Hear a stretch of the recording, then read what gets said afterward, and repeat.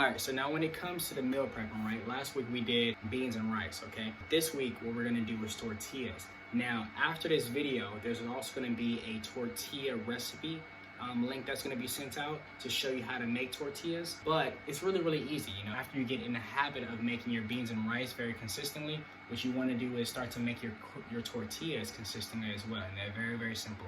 Flour, water, some herbs, you know, some seasonings, and that's really, really it, okay?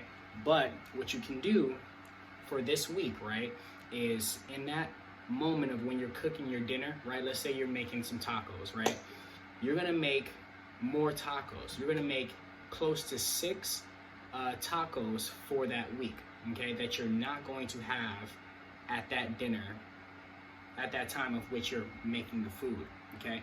So what you're gonna do is, after you get done making your meal for the night, you're going to make 6 additional tortillas, okay? And you're gonna put them into a little container and have them for when you put your beans and rice together with those tortillas, okay? So this way, all you really need at this point is just the top greens, right? Maybe a side, like let's say a sweet potato, or maybe like, you know, a juice, right? And then boom, you got a full meal that is highly nutritious, highly trustworthy, as well as you made it. You're successfully accomplishing, you know, this whole meal prepping thing, okay? So let's try that out for the next week and let me know how, you know, it went for you. And this will drastically change your overall outlook on meal prepping because it can be incredibly easy.